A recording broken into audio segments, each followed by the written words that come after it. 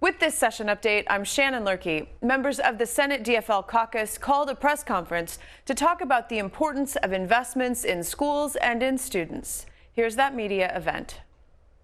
Good morning. I'm Chuck Wiger. I serve as the DFL lead for the Senate E12 Policy and Finance Committee. A top priority and core value for the Senate DFL will always be fully investing in our students and schools. Our students, families, teachers, the entire education staff team have faced tremendous challenges during the pandemic. And while many students and staff are now returning to schools, we need to ensure that they return safely during reopening and recovery. It's crucial that we address each student's needs now, especially counseling, coping, and catching up. The state has a responsibility now to step up. To accomplish this, resources are needed. We join in supporting Governor Walz's Due North education plan to help students and schools recover.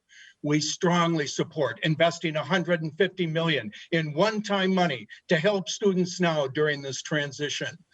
While much of the challenge before us is a result of COVID-19, we also know the pandemic has further exposed and exacerbated existing problems, particularly the opportunity gap. Closing that gap will eventually happen if we invest in programs that work. For example, full service community schools, which provide wraparound services. It works. High quality early education programs so students are ready for kindergarten. Proven, it will work. Additionally, student success will improve.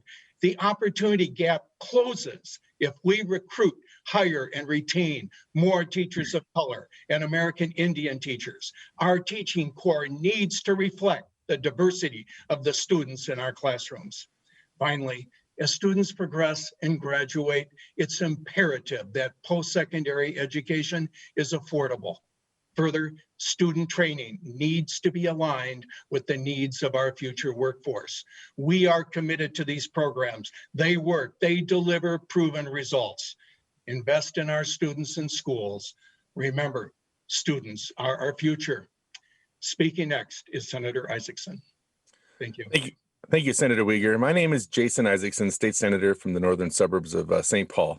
And let me say that it's been apparent to many folks across the state the additional needs we have when it comes to mental health support for our students and our schools.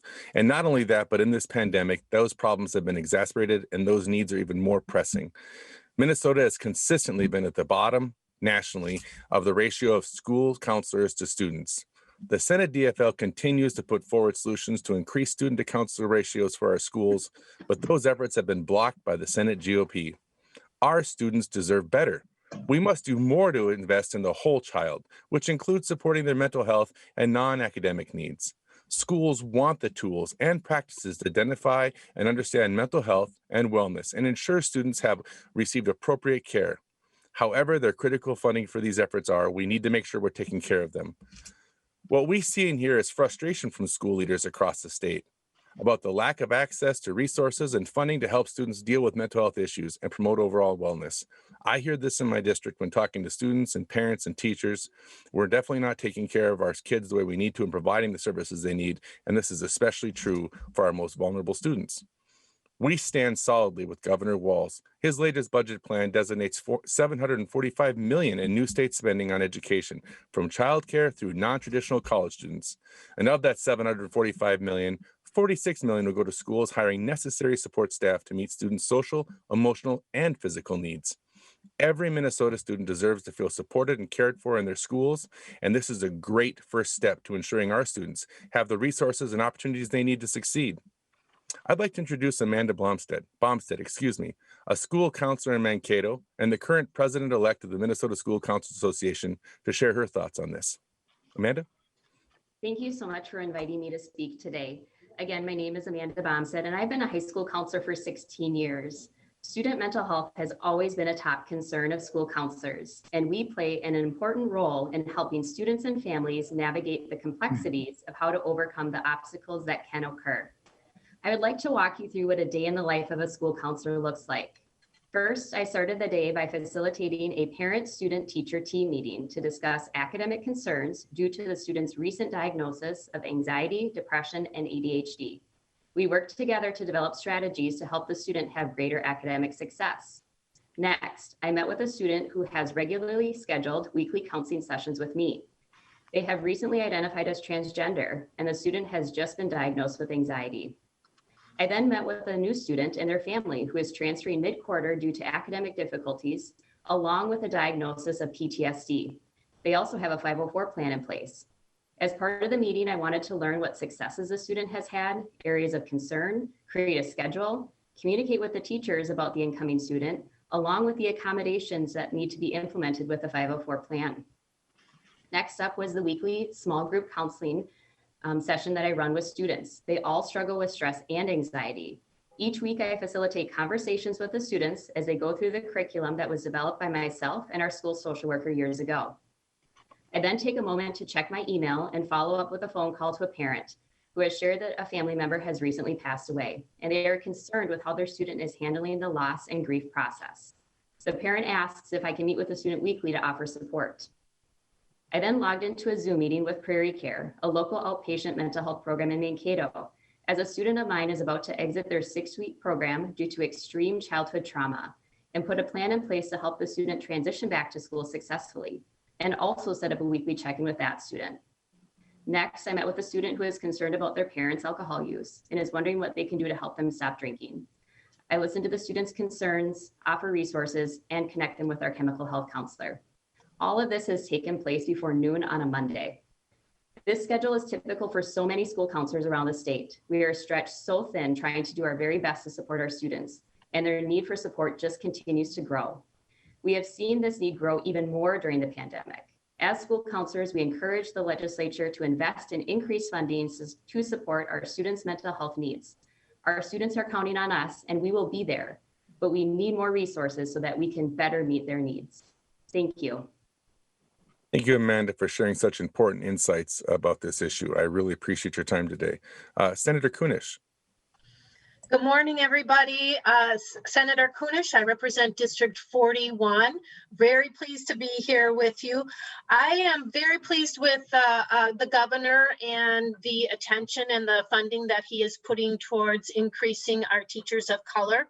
For the last 4 years in the House, I've worked hard on increasing teachers of color and indigenous teachers to make sure that our students are having the educational bonus of having a teacher in the front of the room that looks like them, that speaks their language, that maybe has had the same life experiences as them.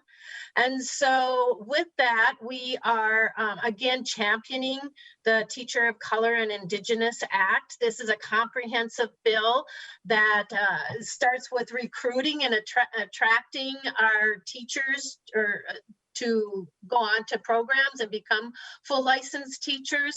We're looking for the supports and the resources to increase the program completion, as well as when they're doing their student teaching, which is one of the most complicated times of getting a teaching licensure. And then, of course, we want to make sure that we're keeping those teachers in the schools, that there are support systems there that not only help them get over some of the struggles, because we know those first 3 years are really the hardest ones as new teachers adjust to the climate of their school and their administration and their students. I know that when I started teaching 25 years ago, I became a much stronger teacher due to the mentorship of a seasoned teacher, a woman who was just about ready to retire, and I got her last 2 years as mentorship. She's a Black woman in North Minneapolis, and really and truly, had I not had that experience, I think my teaching career might have been very different. So we want to make sure that we have the resources to provide that kind of mentorship to our teachers of color. And then, of course, we want to continue that process. And I'm very encouraged and very heartened by the ability and the interest of the governor to put that funding into his budget to ensure that we're doing that.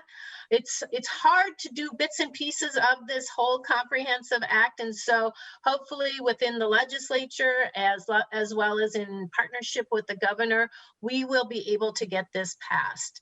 We know that our students are asking for this diversity within the teaching community, and that they appreciate that as well.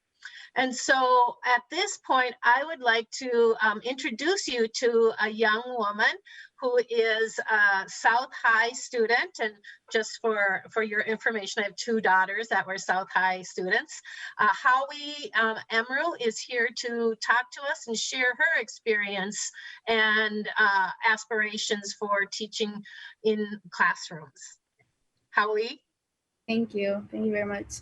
My name is Howie Emerald. I'm a South High 10th grader in Minneapolis. In my previous hometown in Ethiopia, one thing I'll never forget is the way our teachers cared for us as their own children. I was a failing student, but I never felt like a failure because they would build me up with beautiful words and take their time to help me.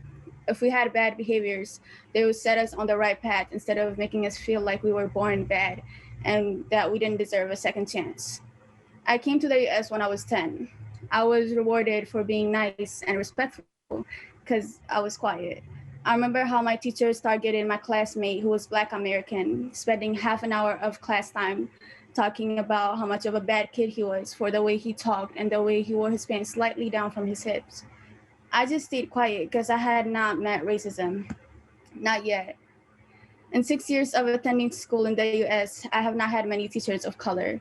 In middle school, I remember my teacher making a racist statement saying to the whole class, "White kids are smarter than you because they were born here." This was my second exposure to racism in school.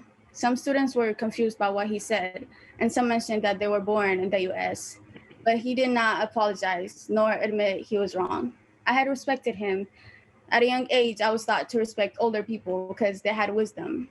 But he was just racist. Unfortunately, my experience and observation are common among my peers. Stories like this continue to happen in schools today, and students of color continue to be harmed.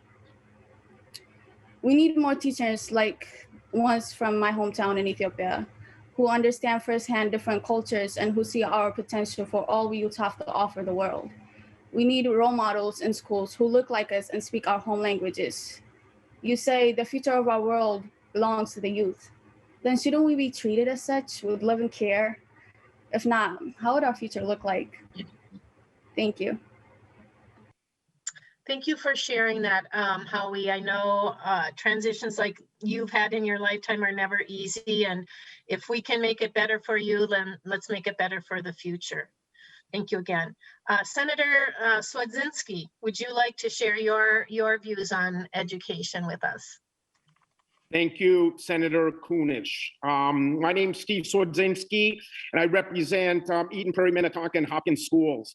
COVID-19 has only exposed what we already knew was true in Minnesota, that we have not kept up with our constitutional responsibility to fully fund our schools and support our students. If we want every student to succeed and receive the high quality education that we have bestowed upon them, regardless of their zip code, we have to provide the funding necessary to do it. Education is one of the biggest areas of our budget. In fact, it's 44% of the Minnesota state budget. Education, E12, is 44% of the state budget. That's because of the high quality education is a core value of all Minnesotans. In fact, Article 13 of the Minnesota State Constitution states that the stability of a Republican form of government, depending upon the intelligence of the people, it is the duty of the state legislature to create a general and uniform system of public schools. This is the only duty bestowed upon the state legislature in the Minnesota State Constitution. to create a general and uniform system of public schools. Unfortunately, the state has been underfunding education for well over a decade, in fact, for almost 2 decades now. And it is time we start taking the steps in the right direction to support our students, to be there for them, to help them discover their purpose in life. This pandemic has brought on so many new challenges. We remain in a public health emergency.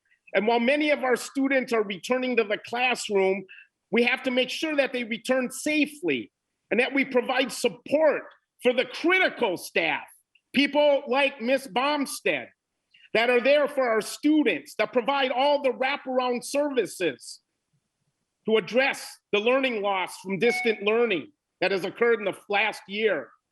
Let's not use the word, it was a lost year, because there was a lot of gain this year with a lot of silver linings exposed to us. In fact, one of them being the achievement gap, the vulnerability gap, the opportunity gap, whatever you want to call it, that's what made this last year what we learned. In addition, we must look at our current students to catch up this summer. We are looking at a variety of programs to support our schools and to support our students in the coming months. When the state fails to keep up its funding commitment to our schools, more and more of the burden falls on local taxpayers and the reliance on school districts to try and pass another referendum. This only creates a patchwork system where students in neighboring districts may have completely different experiences than the neighboring district. These are not a sustainable path for ensuring students' success, and will create a system of haves and have-nots. I remind you, Article 13 says it is our duty to create a general and uniform system of public schools.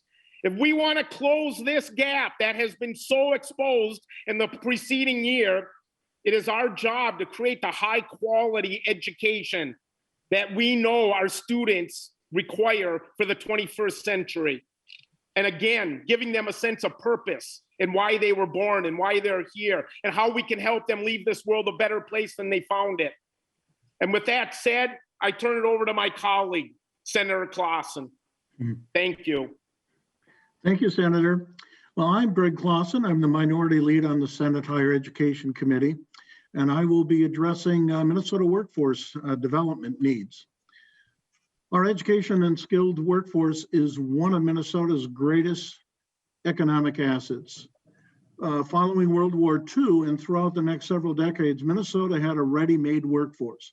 Workers came from the farms and small towns in North and South Dakota, Iowa, and Wisconsin for job opportunities available in Minnesota. But this is no longer the situation. Minnesota needs to grow its own workforce, and quite honestly, this is challenging. Demographics have changed. Midwest states are the slowest growing in population, and Minnesota relies heavily on immigrant populations for growth. So what is Minnesota doing about growing our workforce? I have a couple of examples. First of all, Minnesota is investing and expanding in workforce development scholarships. We're taking a regional approach, allowing technical colleges to offer scholarships based on worker shortages in their geographic areas, as reported by Indeed job vacancies.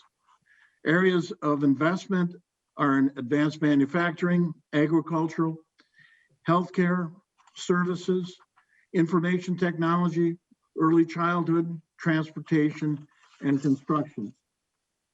These scholarships are especially needed along our Minnesota borders because other states are experiencing similar trained workforce shortages. One example is in Southwest Minnesota, where we have Northwest Iowa and Sioux Falls, South Dakota. These areas are actively recruiting Minnesota workers with free technical education, training, and jobs. Minnesota businesses cannot afford to lose Minnesota workers. Another example is Governor Walz' budget, where he is providing $35 million in workforce stabilization grants to offer tuition-free training opportunities for workers impacted by COVID-19. This would come in the form of retaining opportunities for people to retool themselves, re-educate themselves for new job opportunities, or also opportunities to complete degrees that have gone left unfinished. The governor's budget proposal also provides expanded emergency assistance for post-secondary students facing temporary financial hardships due to COVID-19, which may threaten a student's ability to stay in school. And this assistance includes funds for food and housing, basic needs that are really important for students to keep on track with their education. So with that, I'd like to turn it back to our moderator for questions. Thank you. Thank you, Senator Clausen. At this point, we'll open it up for questions. Please either put it in the chat or you can put your virtual hand up and I will call on you.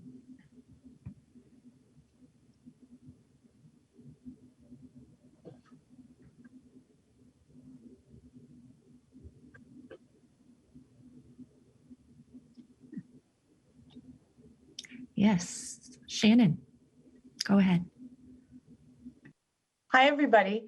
Senator Cwodzinski, I wonder if you would comment on the proposal by former Supreme Court Justice Alan Page that would put the idea of ensuring, because you kept quoting Article 13 of Minnesota's Constitution, should more be done in the Constitution to ensure that Minnesota kids have a better access to quality education? I think the Page Amendment, the good news behind it is it's got us talking about education. So I applaud Kashkari and Page for their efforts in trying to get us to put education at the forefront of the public debate. Right now, I'm leaning towards not being a proponent of the constitutional amendment because it would put the responsibility of education upon the state. And right now, it's the only duty the legislature has. It's the only one. And so if we can't get this duty right, then we failed the students and the teachers and all the critical staff behind them.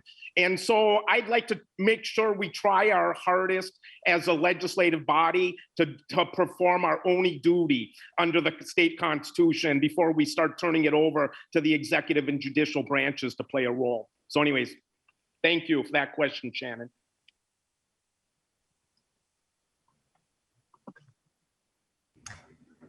Any other questions? Actually, I do have one other. Oh, yes, Shannon, go ahead. Perhaps Senator Kunesh, this one would go to you, but I saw something in the Sahan Journal recently about a teacher of color, and I think in recent history, she had won one of the state, Teacher of the Year awards, and yet she was a younger teacher, a newer teacher. And even though there's not last in, first out necessarily, some districts are still doing that. So as we would recruit more teachers of color and have more teachers of color in the classroom, what about the last in, first out? What about keeping them there as schools, reassign teachers or they get laid off? Like, how are you going to deal with that? Mm-hmm. That's a good question. And that's a question that I hear a lot of the time.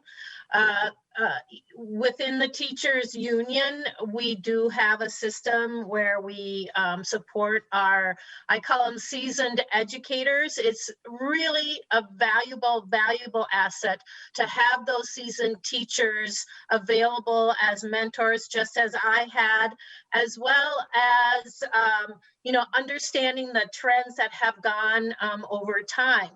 We do need to continue to support them so that they are able to adjust with the times and the changes in our educational system.